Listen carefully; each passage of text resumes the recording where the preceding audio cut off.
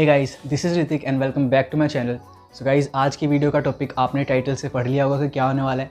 तो आज की वीडियो में मैं बात करूंगा कॉर्पोरेट अकाउंटिंग की और मोस्ट ऑफ द टॉपिक्स हम कवर करने वाले हैं इस कॉर्पोरेट अकाउंटिंग की वीडियो के अंदर। इस वीडियो में मैं कुल मिला के थ्योरी के सारे टॉपिक्स को कवर कर दूंगा और अगर आप एग्ज़ाम से एक दिन पहले भी इस वीडियो को देख के जाओगे ना तो मोस्ट ऑफ द क्वेश्चंस आपके कॉर्पोरेट अकाउंटिंग के पूरे हो जाएंगे। तो गाइज़, ये वीडियो आपके लिए बहुत ज़्यादा बेनिफिशियल, नॉलेजेबल, इन्फॉर्मेटिव होने वाली है। और अगर आपने मेरे नोट्स नहीं कॉर्पोरेट अकाउंटिंग के डाउनलोड किए हैं टेलीग्राम से तो कर लेना। अगर नहीं करना है तो जाके अभी रफ नोटबुक एंड पेन वगैरह ले आओ, तो हम साथ ही साथ नोट्स बनाएंगे। तो आज की वीडियो के अंदर हम कुल मिला के 10-11 टॉपिक्स कवर करने वाले हैं। जो वीडियो में टॉपिक्स होंगे वो अभी आपके स्क्रीन के ऊपर आएंगे। उससे पहले मैं आपको बता दूं, अगर आपने इस चैनल को सब्सक्राइब नहीं किया है तो प्लीज़ जाके सब्सक्राइब करो। पहले इस वीडियो को लाइक करो या डिसलाइक करो, ठीक है। उसके बाद लास्ट में बताऊँगा कि क्या करना है। तो अब हम धीरे धीरे वीडियो को शुरू करते हैं। जो इस वीडियो के अंदर टॉपिक हम कवर करने वाले हैं वो मैं आपको बताता हूँ। सबसे पहला टॉपिक होगा राइट शेयर्स इशू, कि राइट शेयर्स क्या होते हैं, bonus shares, then redemption of preference shares कैसे होता है, बायबैक ऑफ शेयर्स क्या होते हैं। Buyback and redemption is kind of a same thing, उसका सेम प्रोसीजर होता है, तो वो मैं आपको बताऊँगा, ठीक है। बुक बिल्डिंग की छोटी सी डेफिनेशन है, हमें याद रखनी होती है, तो उस चीज़ को मैं आपको बताऊँगा। इंटरनल रिकन्स्ट्रक्शन कैसे होता है, रिकन्स्ट्रक्शन अकाउंट किन किन चीज़ों को पहले राइट ऑफ करने के लिए यानी कि यूज़ होता है। Then issue and redemption of debentures, कुछ मेन चीज़ें बताऊंगा, जैसे DRR बनता है, इन्वेस्टमेंट होती है तो कितना परसेंट बनता है, ठीक है, इन्वेस्टमेंट कितनी परसेंट बनती है, और जो डिस्काउंट प्रीमियम ये सारी चीज़ें होती है वो किन किन चीज़ों से राइट ऑफ होती है, जैसे PNL से राइट ऑफ होती है या फिर रिजर्व से राइट ऑफ होती है, किससे राइट ऑफ होती है। देन वैल्यूएशन ऑफ गुडविल के अंदर हम 5 इसके मेथड करेंगे जो कि बहुत ईजी हैं, ठीक है। पाँचों के पाँचों मेथड आपको मैं करवाऊँगा। देन बैंकिंग कंपनीज के बारे में मैं आपको बताऊंगा, जो कि कुछ बेसिक चीज़ें होंगी कि परफॉर्मिंग एसेट्स क्या होती है, नॉन परफॉर्मिंग एसेट्स क्या होती है, बैंकिंग कंपनीज नॉर्मल कंपनियों से अलग कैसे होती है, ठीक है, ये सारी चीज़ें बताऊंगा। देन होल्डिंग कंपनी के बेसिक्स करेंगे हम। देन कैश फ्लो स्टेटमेंट का छोटी छोटी चीज़ करेंगे, ठीक है, कि वर्किंग कैपिटल इंक्रीज डिक्रीज कब होती है ऑपरेटिंग एक्टिविटीज़ में, ऑपरेटिंग कैश फ्लो में। तो ये सारी चीज़ें हम करेंगे छोटी छोटी। तो ये कुछ 10-11 टॉपिक्स थे जो कि अब हम इस वीडियो के अंदर कवर करने वाले हैं। वीडियो थोड़ी सी लंबी हो सकती है बट कोई बात नहीं, इससे हमारा पूरा एक सब्जेक्ट कवर हो रहा है तो हम देखेंगे, ठीक है। तो बिना किसी देरी के हम शुरू करते हैं। पहला जो टॉपिक है वो है हमारा राइट शेयर इशू। तो राइट शेयर्स कौन से शेयर्स होते हैं, जो हम किसको देते हैं, एग्जिस्टिंग शेयर होल्डर्स को। इसमें जो आपको याद रखने की चीज़ है वो होंगी कि कब कर सकती है company issue shares, within 1 year of first allotment, ठीक है, या फिर within 2 year from the date of formation. Then company must offer it to existing share holders. समझ गए, बस ये राइट शेयर इशू के अंदर आपको इंपॉर्टेंट चीज़ है जो कि आपको याद रखनी है। और एक और चीज़ है जो आपको याद रखनी है राइट शेयर्स इशू में, मोस्टली हर इशू के अंदर right share, bonus share, redemption, ठीक है, इन सब चीज़ों में आपको याद रखना है कि सबसे पहले हमें पार्टली पेड अप शेयर्स को फुल्ली पेड अप बनाना है, ठीक है। फुल्ली पेड अप के बाद ही वो या तो हम इशू कर सकते हैं एग्जिस्टिंग शेयर होल्डर्स को या फिर रिडम्पशन कर सकते हैं आगे जाके, जो मैं आपको बताऊंगा, ठीक है। तो राइट शेयर्स इशू में बस इतना ही। अब हम बढ़ते हैं सेकंड टॉपिक पे, bonus share issue. Bonus share issue हम क्यों करते हैं, सबसे पहले हम बात करेंगे कि हम क्यों करते हैं। जो हमारे कैपिटल्स रिजर्व वगैरह जो हमारे प्रॉफिट्स रिजर्व्स वगैरह पड़े होते हैं उस चीज़ों का कैपिटलाइजेशन करते हैं, which means we are doing capitalisation of profit, ठीक है। That's why we are making issue of bonus shares. अब बोनस शेयर्स भी किसको दिए जाते हैं, एग्जिस्टिंग शेयर होल्डर्स को, बट यहाँ पे फ़र्क इतना है कि वो दिए जाएंगे फ्री ऑफ कॉस्ट, यानी कि नो कॉस्ट, ठीक है, विच मीन्स कि रिजर्व्स वगैरह में से दिए जाएंगे, जिसकी वजह से क्या होगा, कैपिटलाइजेशन ऑफ प्रॉफिट्स होगा, ठीक है। तो शेयर्स अगर पार्टली पेड अप है तो उसको सबसे पहले हम क्या करेंगे, फुल्ली पेड अप बनाएंगे। अगर शेयर्स पार्टली पेड अप हैं तो हम क्या करेंगे, सिर्फ जनरल रिजर्व्स यानी कि फ्री रिजर्व्स के अंदर से ही हम बोनस शेयर्स को इशू कर सकते हैं। और अगर शेयर्स पहले से ही फुल्ली पेड हैं, तो हम कहाँ से बोनस शेयर्स को इशू करेंगे, CRR, then the second preference is SPR, ठीक है। CRR is capital redemption reserve. अगर शेयर्स फुल्ली पेड अप हैं तो हम CRR में से उन्हें इशू करेंगे। तो एंट्री क्या होगी, सबसे पहली जो एंट्री मैं बता रहा हूँ वो है पार्टली पेड अप की, यानी कि हमें सबसे पहले उसको फुल्ली पेड अप करना पड़ेगा। तो इशू की एंट्री होगी कि equity share final call account to equity share capital, ठीक है। ये होगी फाइनल कॉल की एंट्री। देन जो सेकंड एंट्री होगी वो होगी general reserve, general reserve to bonus issue. ठीक है, हमने जनरल रिजर्व से बोनस इशू किया, देन इसको जो हम राइट ऑफ करते हैं बोनस इशू को, वो आता है bonus issue to equity share final call. तो ये हमारी फाइनल कॉल बन गई। अगर आप इन दोनों एंट्री को देखो कि general reserve to bonus issue, then bonus issue to share final call, तो इन दोनों में से क्रेडिट क्रेडिट क्रेडिट और डेबिट बोनस इशू हट जाएगा, तो क्या बचेगा, general reserve to equity share final call. So this is the entry of partly paid up shares. ठीक है, समझ आई बात। देन नेक्स्ट है फुल्ली पेड अप। अगर अब फुल्ली पेड अप है हमारे शेयर्स, तो बोनस इशू कैसे हो सकते हैं, बोनस शेयर इशू कैसे हो सकते हैं। तो मैंने बताया कि CRR या फिर SPR को यूटिलाइज़ करेंगे फॉर मेकिंग बोनस इशू। तो इसकी एंट्री क्या होगी, मैं आपको डायरेक्ट एंट्री बताता हूँ। CRR स्लैश या फिर SPR, ठीक है, debit to equity share capital account. अब ये कैसे आया, हम जो एंट्री करेंगे वो होगी CRR to bonus issue. Then जो सेकंड एंट्री करेंगे वो होगी bonus issue to equity share capital. तो बोनस इशू से बोनस इशू कट जाएगा, बचेगा क्या, CRR to equity share capital. So this is the one entry that we have to do अगर फुल्ली पेड अप शेयर्स हैं तो bonus shares भी हमारा कंप्लीट हो गया। तो इसमें मेन चीज़ क्या है याद रखने के लिए कि पार्टली पेड अप है तो फ्री रिजर्व्स में से हम बोनस इशू करेंगे, बोनस शेयर्स को इशू करेंगे। अगर फुल्ली पेड अप हैं तो हम CRR बनाएंगे या फिर SPR बनाएंगे, तब जाके उन्हें इशू करेंगे। समझ में आई बात। बोनस शेयर्स को भी हटा देते हैं। अब राइट इशू और बोनस शेयर इशू हो गया। थर्ड जो टॉपिक है हमारा वो है रिडम्पशन ऑफ प्रेफरेंस शेयर्स। तो रिडम्पशन ऑफ प्रेफरेंस शेयर्स कैसे होगी, ये दो तरीके से हो सकती है, partly out of fresh issue, partly out of profits यानी कि general reserve, revenue reserve, P&L का क्रेडिट बैलेंस। ठीक है, अब जो partly out of fresh issue है यानी कि रिडम्पशन ऑफ प्रेफरेंस शेयर जब होगी तो हम उसमें प्रेफरेंस शेयर इशू से भी रुपए इंक्रीज़ कर सकते हैं और फ्री रिजर्व्स में से भी हमारा इंक्रीज़ कर सकते हैं। बट जब हम आउट ऑफ प्रॉफिट्स करेंगे, पार्टली आउट ऑफ प्रॉफिट्स अगर हम बनाएंगे, तो जो general reserve, revenue reserve, P&L reserve है उसके अंदर से हम कहाँ ट्रांसफ़र करेंगे amount, to CRR। So the main point is before making any payment to preference share holders या फिर before redemption of preference share holders we need to make CRR from profits यानी कि जनरल रिजर्व, रिवेन्यू रिजर्व है, P&L। ठीक है, so this is the first step that we have to make CRR। कौन से amount का, जो amount बचा होगा आफ्टर फ्रेश इशू। ठीक है, यानी कि 4 लाख रुपए हमें 4 लाख का रिडम्पशन करना था, जिसके अंदर से 2 लाख हमने इंक्रीज़ कर लिया फ्रेश इशू से, बचा कितना, 2 लाख। तो 2 लाख हम कहाँ से लेंगे, लगा लो जनरल रिजर्व में 1 लाख पड़ा था, रिवेन्यू रिजर्व में 1 लाख पड़ा था, तो दोनों से 1 लाख उठा के CRR में डाल देंगे। तो एंट्री क्या होगी, general reserve account debit, revenue reserve account debit to CRR, then we can make the payment.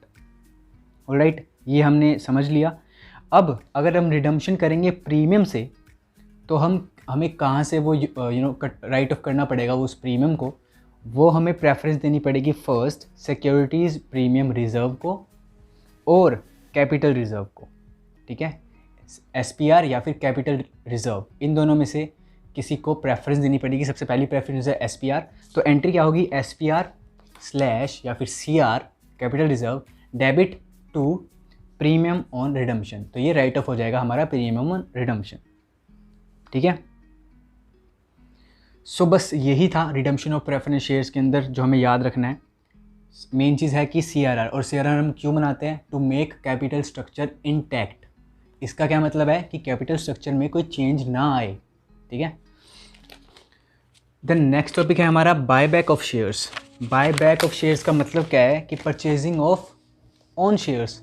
ठीक है, we are purchasing the own shares. तो इसके अंदर हम क्या करेंगे, सबसे पहले जब हम बायबैक ऑफ शेयर्स करेंगे तो इसमें भी एक जनरल रूल है, same redemption of preference share जैसा, कि we have to make CRR। ठीक है, तो अब बायबैक ऑफ शेयर्स कहाँ से हो सकता है और कितने % शेयर्स का हो सकता है, ये याद रखने की ज़रूरत है हमें। परचेजिंग ऑफ ओन शेयर्स कितने रुपए की हो सकती है, company can purchase only 25% of equity plus reserves. दोबारा से 25% ऑफ इक्विटी प्लस रिजर्व्स का बायबैक कर सकते हैं वो लोग, कंपनी। ठीक है। तो it can be equity share का buyback, it can be preference share का बायबैक, ठीक है। और इसके भी 2 तरीके हैं, out of fresh issue, out of profits, ठीक है। अगर आउट ऑफ फ्रेश इशू हो रहे हैं और बायबैक ऑफ शेयर्स है तो क्या होगा, only different class of shares should be issued, यानी कि हम कर रहे हैं इक्विटी शेयर को बायबैक कर रहे हैं। तो हमें अगर कुछ फ्रेश इशू करना होगा तो वो फ्रेश इशू कहाँ से होगा, किस शेयर्स का होगा, किस क्लास ऑफ शेयर का होगा, वो होगा प्रेफरेंस शेयर्स का, ठीक है। Which means different class of. Preference share में क्या था, रिडम्पशन ऑफ प्रेफरेंस शेयर्स में क्या था कि वहाँ पे एनी क्लास ऑफ शेयर, अगर हम इक्विटी को मतलब equity as well as preference share दोनों को इशू करके रेज कर सकते हैं। बट बायबैक में क्या होगा, we have to issue the different class of shares. अगर हम इक्विटी शेयर को क्या कर रहे हैं, बायबैक कर रहे हैं, तो we have to make preference share as are issue, ठीक है। तो ये हो गया आउट ऑफ फ्रेश इशू। अब जो भी अमाउंट बचेगा वो हम कहाँ से उठाएंगे, out of profits, same as the preference share, redemption of preference shares, general reserve, revenue reserve, PNL का क्रेडिट बैलेंस, यहाँ से उठा के किस में डाल देंगे, CRR, ठीक है। तो ये भी हो गया हमारा कंप्लीट। अब इसके अंदर वही चीज़ कि प्रीमियम ऑन बायबैक पे कैसे होगा, क्या यूटिलाइज़ करेंगे हम, किसको यूटिलाइज़ करेंगे, SPR या फिर कैपिटल रिजर्व, ये आपने दिमाग में डालना, ठीक है। CRR बनेगा, आउट ऑफ प्रॉफिट्स बनेगा, तो उसमें प्रेफरेंस किसको मिलेगी, general reserve, revenue reserve, then PNL या फिर सरप्लस। और अगर प्रीमियम ऑन रिडम्पशन है, प्रीमियम ऑन बायबैक है, तो कहाँ से होगा, कहाँ से यूटिलाइज होगी वो चीज़, SPR/CR, ठीक है, इन दोनों में। उसके बाद हम, ये थी प्रेफरेंस शेयर भी हो गया हमारा, बायबैक शेयर भी हो गया, ठीक है। अब आते हैं हम बुक बिल्डिंग पे। बुक बिल्डिंग क्या होती है आपके हिसाब से? So book building is a price discovery mechanism. देखो, कंपनी इशू करती है शेयर्स, पब्लिक ऑफर्स करती है कंपनी, तो वो कैसे करती है बताओ? या तो वो करती है, इनिशियल पब्लिक ऑफर होता है उनका, ठीक है, राइट इश्यूज़, बोनस इशू होते हैं, देन होता है प्राइवेट प्लेसमेंट्स। तो कंपनी, जो पब्लिक कंपनी है, वो IPO करती है जब, तो IPO होता है initial public offer, then follow up public offer.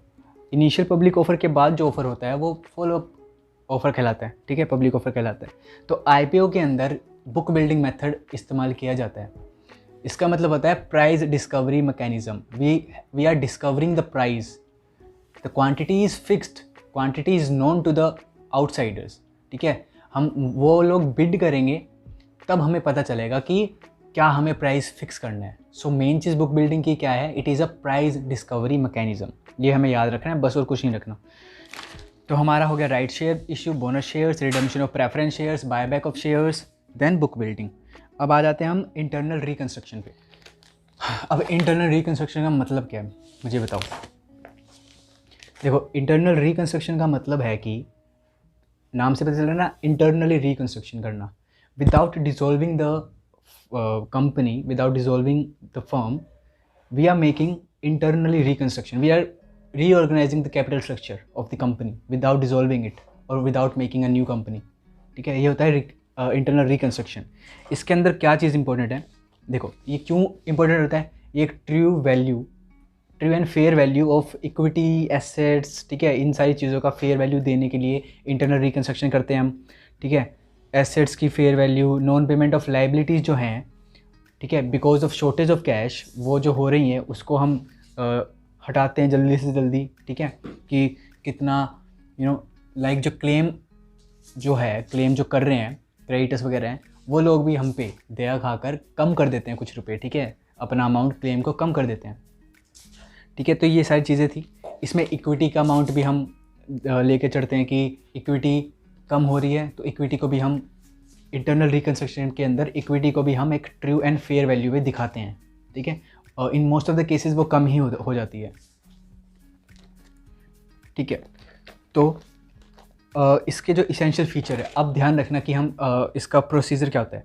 सबसे पहले करेक्शन इन एसेट साइड होती है, मतलब मैं बता रहा हूँ कि क्या क्या चीज़ें इसके अंदर हम करते हैं। सबसे पहले removal of useless intangible asset, ठीक है, removal of useless intangible asset याद रखना है इंटरनल रिकन्स्ट्रक्शन के अंदर, जैसे कि गुडविल, इन सबको हटा देते हैं हम। देन होता है एक्यूमुलेटेड लॉसेस, देन होता है proper valuation of tangible fixed assets, ठीक है, ये तो हो गया एसेट से रिलेटेड। एसेट में करेक्शन क्या होती है, इंटेंजिबल एसेट्स को हटाना, एक्यूमुलेटेड लॉसेस का रिमूवल, और proper valuation of tangible asset, यानी कि मशीनरी कितने की मतलब बन रही है, ठीक है, कम हो रही है, क्या हो रहा है। देन शेयर कैपिटल पे क्या इम्पैक्ट आता है, मोस्ट ऑफ द केसेस में वो कम हो जाती हैं। देन लाइबिलिटीज़ में क्या चेंज आता है, लाइबिलिटी होल्डर्स जो होते हैं वो मोस्ट ऑफ द टाइम में अपना क्लेम को कम कर देते हैं, ठीक है। तो ये कुछ इसेंशियल चीज़ें हैं, जैसे कि एसेट साइड में क्या चेंज आता है, कैपिटल साइड में क्या चेंज आता है, लाइबिलिटी साइड में क्या चेंज आता है। अब कैसे रिकंस्ट्रक्शन के अंदर अमाउंट जाता है, कहाँ से जाता है रिकंस्ट्रक्शन में कैसे अमाउंट जाएगा। देखो, अगर हमारी कैपिटल कम हो रही है तो रिकंस्ट्रक्शन अकाउंट क्रेडिट हो जाएगा, यानी रिकंस्ट्रक्शन का अमाउंट बढ़ जाएगा। देन सेकंड चीज़ क्या होगी, अगर कॉम्प्रोमाइज़ कर रहा है कोई लायबिलिटी होल्डर, तो वहाँ से भी क्या होगा, हमारी रिकंस्ट्रक्शन का बैलेंस इंक्रीज़ हो जाएगा, ठीक है। तो अब मेन चीज़ आती है एंड फाइनल चीज़ आती है इंटरनल रिकंस्ट्रक्शन की, कि रिकंस्ट्रक्शन अकाउंट हम कैसे यूटिलाइज़ करें, ठीक है। इसका एक प्रॉपर वे होता है कि फर्स्टली ये होगा, सेकंड ये होगा, थर्ड ये होगा, फोर्थ ये होगा, ठीक है, और बचेगा अमाउंट तो वो कहाँ जाएगा, ठीक है।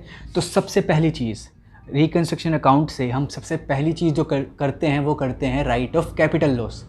कैपिटल लॉस क्या होता है, जैसे कि प्रीलिमिनरी एक्सपेंस, ठीक है, underwriting commission, discount on issue of share और डिबेंचर्स, ठीक है, ये होते हैं कैपिटल लॉसेस। सबसे पहला काम रिकंस्ट्रक्शन का होता है कैपिटल लॉसेस को राइट ऑफ करना। सेकंड चीज़ होती है P&L का डेबिट बैलेंस, ठीक है, इसको हटाना। थर्ड चीज़ क्या होती है, इंटेंजिबल फिक्स्ड एसेट्स को राइट ऑफ करना, जैसे गुडविल वगैरह, ठीक है। तो पहली चीज़ क्या, कैपिटल लॉस, सेकंड चीज़ क्या, P&L का डेबिट बैलेंस, थर्ड चीज़ क्या, इंटेंजिबल एसेट को रिमूव करना, फोर्थ चीज़ क्या, फिक्टिशियस एसेट्स को रिमूव करना। ये कौन सी एसेट्स होती है, जैसे कि शेयर इशू एक्सपेंस, ठीक है, स्टार्टिंग में जो एक्सपेंस हुए होंगे तो उसके रिलेटेड फिक्टिशियस एसेट्स है ये। तो फोर्थ चीज़ ये होती है। ये सारी चीज़ें करने के बाद अगर अभी भी आपके रिकंस्ट्रक्शन अकाउंट के अंदर रुपए बच रहे हैं तो वो कहाँ ट्रांसफ़र होंगे, टू कैपिटल रिजर्व। एक एंट्री पूरी की पूरी मैं आपके यहाँ पे डाल दूँगा, तो ये एंट्री आप देख लेना। तो यही था इंटरनल रिकंस्ट्रक्शन। नेक्स्ट टॉपिक है हमारा issue and redemption of debentures, very important topic. सबसे पहले मैं आपको बेसिक कवर कर देता हूँ। इशू एंड रिडम्पशन की एंट्री क्या होती थी, अगर लगा लो कि इशू कर रहे हैं प्रीमियम पे, रिडम्पशन कर रहे हैं प्रीमियम पे, तो एंट्री क्या होगी, मेरे को जल्दी बताओ। सो एंट्री होगी, इशू कर रहे हैं तो बैंक में रुपया आएगा, बैंक अकाउंट, ठीक है, एक लाइन छोड़ दो। टू डिबेंचर, कितने परसेंट डिबेंचर लगा के चलो 10%, तो 10% डिबेंचर अकाउंट। टू प्रीमियम पे रिडम्पशन कर रहे हैं तो प्रीमियम ऑन रिडम्पशन, और क्या होगा, लॉस हो जाएगा, तो लॉस आएगा डेबिट के अंदर, bank loss, then to 10% debenture, to premium on redemption, ठीक है। और प्रीमियम पे ही हम इशू कर रहे हैं तो SPR, securities premium reserve. So this is the main entry, basic entry, हमें पता चल गया। अब जो इंपॉर्टेंट चीज़ें हैं वो मैं आपको बताना शुरू करता हूँ। सबसे पहली चीज़, लॉस ऑन रिडम्पशन या फिर प्रीमियम ऑन रिडम्पशन किससे सेट ऑफ होगा, और discount on issue of debentures या फिर डिबेंचर इंटरेस्ट किससे सेट ऑफ होगा, किससे राइट ऑफ होगा, P&L अकाउंट से। हमेशा याद रखना है क्या चीज़ मैंने बोली, लॉस ऑन रिडम्पशन या फिर प्रीमियम ऑन रिडम्पशन या फिर discount on issue of debentures या फिर डिबेंचर इंटरेस्ट कहाँ से राइट ऑफ होगा, P&L अकाउंट से, ठीक है। थर्ड चीज़ पे आ जाओ, DRR कैसे और कब बनता है। DRR हम इसलिए बनाते हैं ताकि हम सेफ गार्ड कर सकते हैं इंटरेस्ट को ऑफ डिबेंचर होल्डर्स, ठीक है। अब कि कितने परसेंट्स का बनता है, देखो, अगर कंपनी ने कोई भी इन्वेस्टमेंट नहीं कर रखी है तो DRR बनाना इज़ मैंडेटरी, और कितने का बनेगा, minimum 25% of the nominal value of debentures, ठीक है। 25% is minimum and maximum is 100% when investment is not made by the company. Then second चीज़ है कि अगर इन्वेस्टमेंट कर रखी हो तो DRR कितने का बनेगा। सो DRR बनेगा 10%। When company is making some investment 10% of nominal value of debentures, ठीक है, कितना बनेगा 10%, और इन्वेस्टमेंट कितने परसेंट होती है, 15% ऑफ द नॉमिनल वैल्यू। समझ में आ गया, ठीक है। हाँ, नेक्स्ट पे बढ़ते हैं अब हम। हाँ, एक और चीज़, जो इन्वेस्टमेंट होती है वो हम कैश में कब कन्वर्ट करते हैं, रिडम्पशन से पहले, या फिर जिस ईयर में हम रिडम्पशन करने वाले होते हैं उसकी स्टार्टिंग के अंदर हम उस इन्वेस्टमेंट को कैश में कन्वर्ट कर देते हैं, ठीक है। ये भी हो गया हमारा। देन अब DRR कहाँ से बनता है? DRR बनेगा आउट ऑफ सरप्लस या फिर PNL जिसे हम कहते हैं, क्रेडिट बैलेंस। ठीक है, सरप्लस से बनेगा DRR, तो एंट्री क्या होगी? Surplus to DRR। तो जब रिडम्पशन हो जाएगा, रिडम्पशन होने के बाद हम DRR का जो अमाउंट होगा वो कहाँ ट्रांसफ़र कर देंगे? General reserve.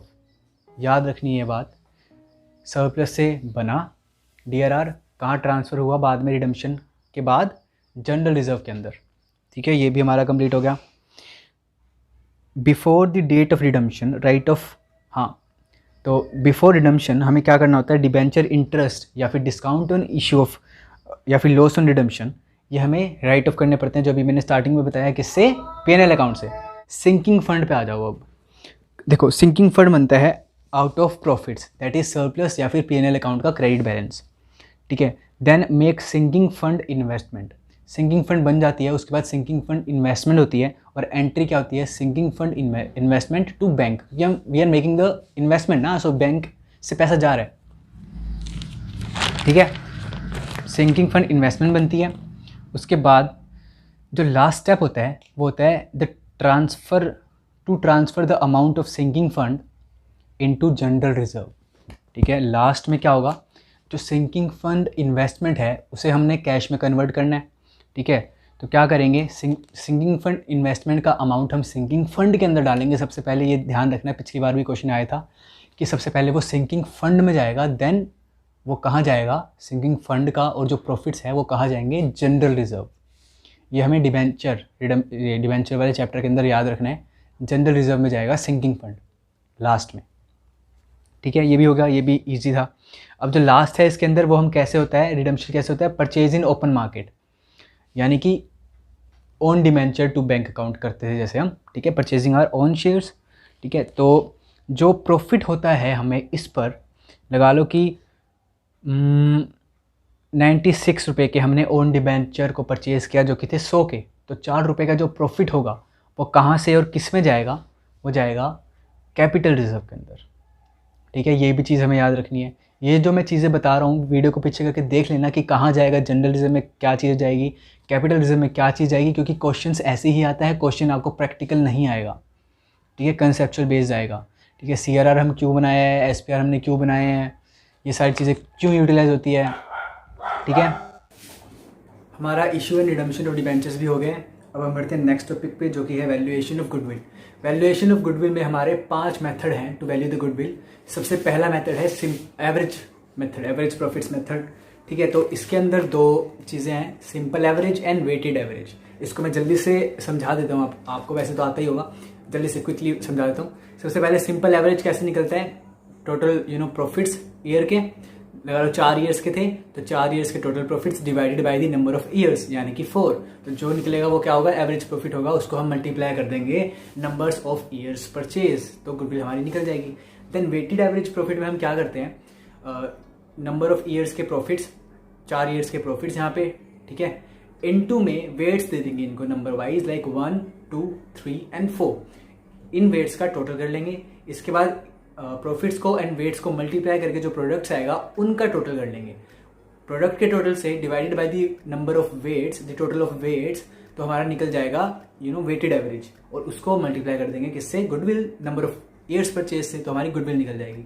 ये था सिंपल एवरेज प्रॉफिट मेथड। ठीक है, अब सेकंड चीज है super profit method. Super profit method कैसे सुपर प्रॉफिट कैसे निकलता है ये भी आप लोगों को पता होगा, जो कि है एक्चुअल एवरेज प्रॉफिट, जो हमने अभी ऊपर निकाला फर्स्ट वाले से, माइनस नॉर्मल प्रॉफिट्स। अब नॉर्मल प्रॉफिट्स कैसे निकलता है? Normal profits is capital employed into में नॉर्मल रेट ऑफ रिटर्न। ठीक है, अब कैपिटल एम्प्लॉयड यानी कि total assets minus total liabilities. ठीक है, तो इससे हमारा नॉर्मल प्रॉफिट निकल जाएगा और माइनस कर देंगे हम उसमें से एक्चुअल प्रॉफिट्स को, तो हमारा सुपर प्रॉफिट्स निकल जाएगा। तो ये था super profit method. Third and important method है कैपिटलाइजेशन मेथड। इसके अंदर 2 मेथड आते हैं, capitalization of profit, super profits, capitalization of average profit. अब कैपिटलाइजेशन ऑफ सुपर प्रॉफिट कैसे होगा? सबसे पहले तो सबसे इजी है, capitalization of super profit is easy then capitalization of average profit.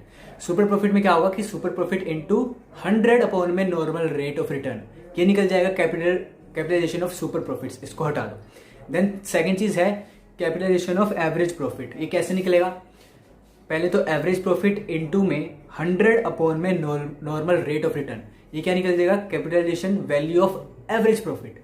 ठीक है, बट अब गुडविल कैसे निकलेगी इसके अंदर? गुडविल को हमने capitalised value of average profit से माइनस करना पड़ेगा कैपिटल एम्प्लॉयड को, तब जाके हमारी गुडविल निकलेगी। और कैपिटलाइजेशन ऑफ प्रॉफिट्स वाले मेथड में था सुपर प्रॉफिट इनटू में 100 अपॉन में नॉर्मल रेट ऑफ रिटर्न, ये तो डायरेक्टली हमारी गुडविल निकल जाती है। अब कैपिटलाइजेशन ऑफ एवरेज प्रॉफिट में क्या होता है? सबसे पहले हमने capitalised value of average profit निकालनी होती है। वो कैसे निकलती है? एवरेज प्रॉफिट इनटू में 100 अपॉन में नॉर्मल रेट ऑफ रिटर्न, ये निकल गई हमारी capitalized value of average profit. इसमें से माइनस करना होता है capital employed to get goodwill. ठीक है, ये भी हमारा खत्म हो गया, 3 हमारे खत्म हो गए। फोर्थ पे आ जाते हैं हम। फोर्थ है एन्युटी मेथड। फोर्थ हमारा एन्युटी मेथड है। अगर एन्युटी की वैल्यू जो है वो लेस देन 1 होगी तो क्या होगा? लेस देन 1 होगी तो गुडविल जो क्या, हाँ सबसे पहले बता दो कि जो एन्युटी मेथड है वो सुपर प्रॉफिट्स को लेके चलता है। ठीक है, अगर एन्युटी की वैल्यू लेस देन 1 होगी तो सुपर प्रॉफिट्स अपॉन में वैल्यू ऑफ एन्युटी। ठीक है, goodwill equals to super profits upon में वैल्यू ऑफ एन्युटी। अगर मोर देन 1 होगी तो सुपर प्रॉफिट्स इनटू में वैल्यू ऑफ एन्युटी। ठीक है, सुपर प्रॉफिट्स इनटू में वैल्यू ऑफ एन्युटी, तो हमारी गुडविल निकल जाएगी। ये होगी annuity method. Then next method and last method is purchase consideration method. इसके अंदर क्या होगा? Goodwill is equals to purchase consideration minus capital employed. Done, 5 हमारे मेथड्स कंप्लीट हो गए। अगर नहीं आए अभी भी तो जल्दी से बैक करके दोबारा से नोट्स बनाओ। ठीक है, वैल्यूएशन ऑफ गुडविल वाला चैप्टर भी हमारा हो गया खत्म। अब नेक्स्ट जो टॉपिक है वो है banking companies. Banking companies is very important, कभी कभार आ जाती है। हमारी वो चीज़ आती है कि परफॉर्मिंग एसेट्स क्या होती है और बैंकिंग कंपनीज को कौन सा एक्ट रेगुलेट करता है। ठीक है, ये सारी चीज़ें आ जाती है। तो मैं धीरे धीरे करके आपकी बैंकिंग कंपनीज को जल्दी से कंप्लीट करता हूँ। कौन सा एक्ट रेगुलेट करता है बैंकिंग रेगुलेशन एक्ट 1949 रेगुलेट करता है हमारे बैंकिंग कंपनियों को। ठीक है, बैंकिंग कंपनी क्या होती है? जो कि मनी को लैंड करती है और डिपॉजिट एक्सेप्ट करती है। ठीक है, और जो कंपनीज बैंकिंग के अंदर इन्वॉल्व होती है वो क्या कहलाती है? Banking companies. और रेगुलेट होती है किससे? बैंकिंग रेगुलेशन एक्ट 1949 से।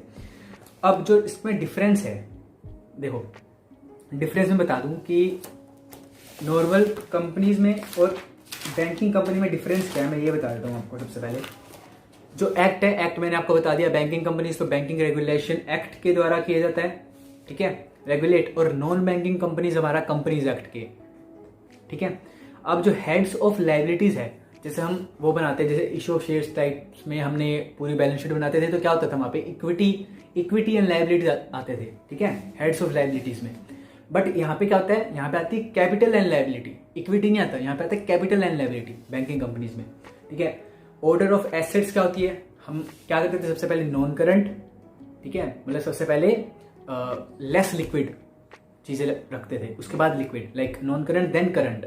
और इसमें क्या होता है? इसमें होता है on the basis of liquidation, like सबसे पहले कैश, मतलब जो हाईली लिक्विड चीजें हैं उसको ऊपर रखेंगे, देन कम कम कम कम कम। ठीक है, समझ गए?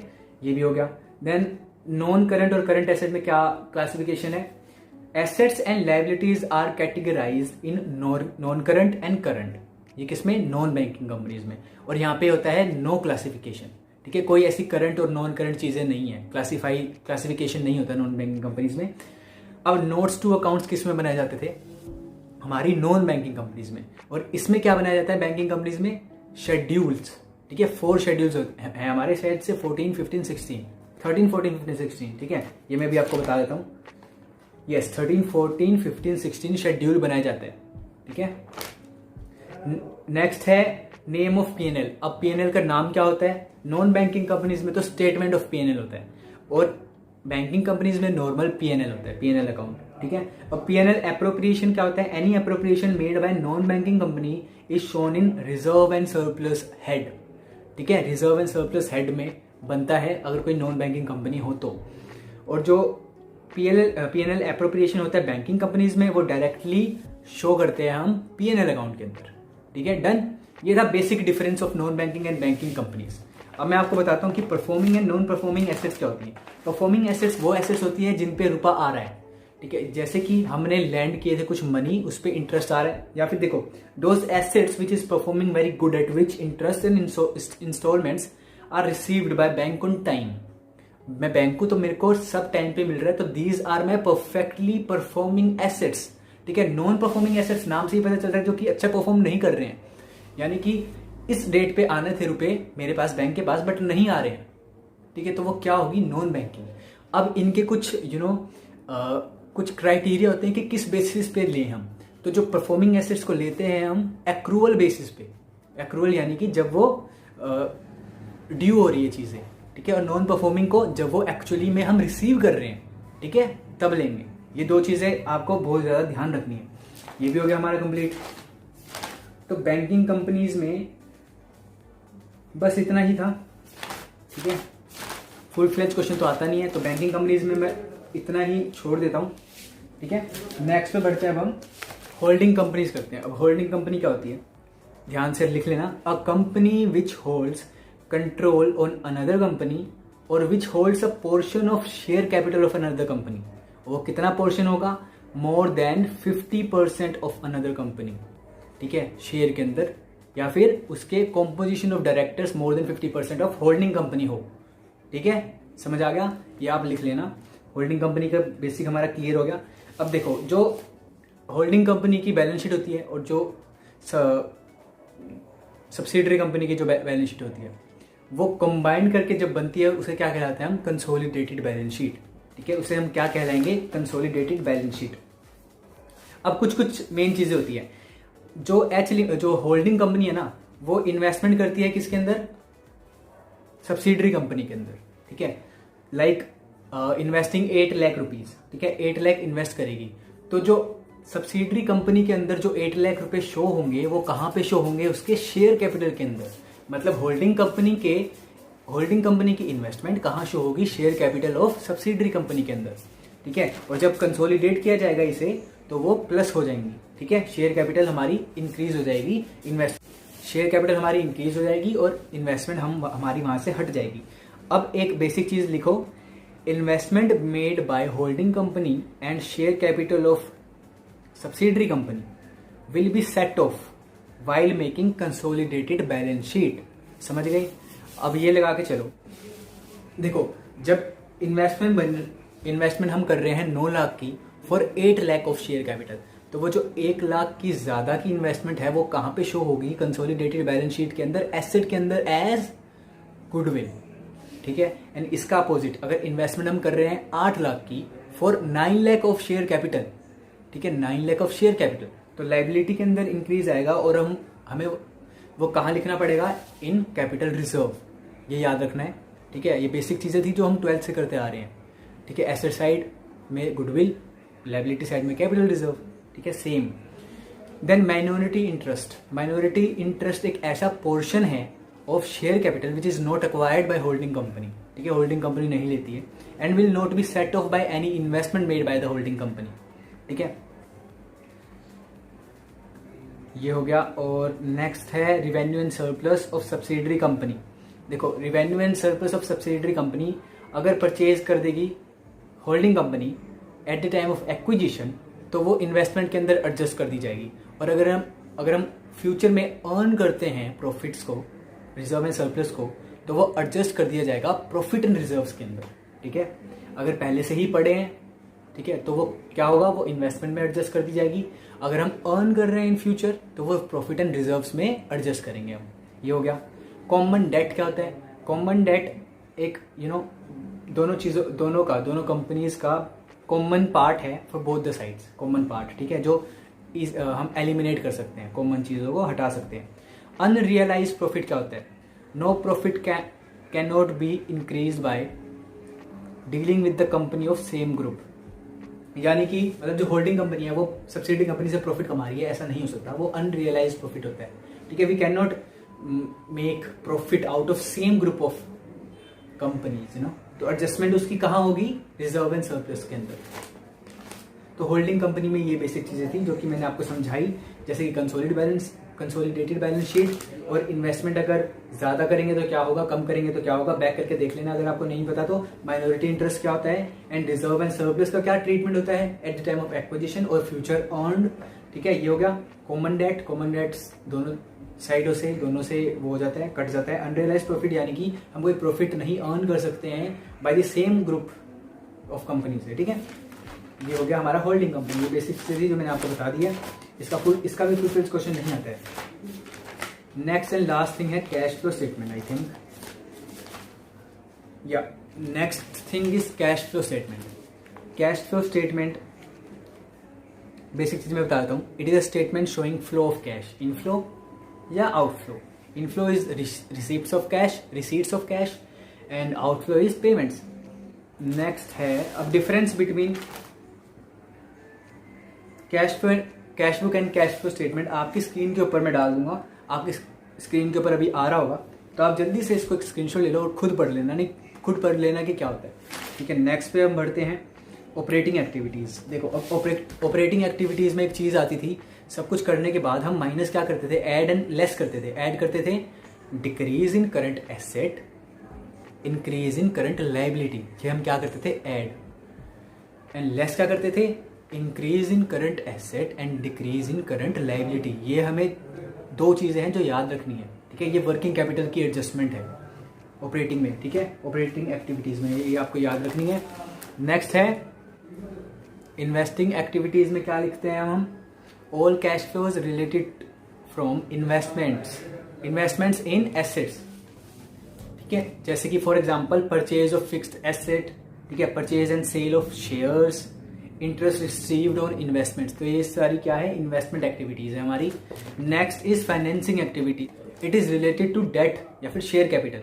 ठीक है, कैपिटल स्ट्रक्चर से रिलेटेड है ये, जैसे कि issue of shares, taken bank loan, dividend paid, interest paid to debenture holder, repayment of bank loan etcetera. These are the financing activities. तो ये बेसिक चीजें थी जो मैंने आपको बताई है कैश फ्लो स्टेटमेंट की। जो कि आपको याद रखना है वो क्या है, वो ऑपरेटिंग चीज, ऑपरेटिंग एक्टिविटीज का हर एक चीज आपको याद करनी है। एक बार जाके दोहरा लेना हम आपकी 12th की बुक से कि कैश फ्लो स्टेटमेंट में ऑपरेटिंग का क्या सिस्टम था, क्योंकि बेसिकली जो पूछा जाता है वो ऑपरेटिंग एक्टिविटीज से होता है और बेसिक चीजें होती है। ठीक है, ये भी हमारा हो गया कंप्लीट। सो गाइज, हमने आज 11 टॉपिक्स कंप्लीट कर दिए हमारे कॉर्पोरेट अकाउंटिंग के। अगर कुछ भी समझ में नहीं आया है तो बैक करके प्लीज दोबारा से देखना, और अगर फिर भी नहीं आ रहा है तो मेरे ये वाले नोट्स आपको टेलीग्राम पे मिल जाएंगे, कॉर्पोरेट अकाउंटिंग के पूरे नोट्स मिल जाएंगे, तो वहाँ से आप डाउनलोड करके इजीली पढ़ सकते हो। ठीक है, ये हो गया आज का कॉर्पोरेट अकाउंटिंग। और अगर आपको वीडियो अच्छी लगी तो please like share and comment, और कुछ भी नहीं समझ में आया तो कमेंट करके मेरे को बताना, मेरे से कांटेक्ट करना, कैसे भी करके। कांटेक्ट करने से हाँ याद आया कि इंस्टाग्राम पे जाकर आप मेरे को फॉलो कर सकते हो, वहाँ पे मैं रिप्लाईज देता हूँ, बट थोड़े टाइम बाद देता हूँ, क्योंकि टाइम थोड़ा लगता रहता है चलाने के अंदर। तो देख लेना, वहाँ पे आप मेरे को मैसेजेस कर सकते हो, वहाँ पे आप मुझसे क्वेरीज पूछ सकते हो। और टेलीग्राम चैनल को जल्दी से जाके ज्वाइन कर लो अगर अभी तक नहीं किया है तो। सारे लिंक डिस्क्रिप्शन के अंदर आपको मिल जाएंगे। और बस आज की वीडियो में बस इतना ही, काफ़ी ज़्यादा बड़ी हो चुकी है। और thank you and all the best for your preparations.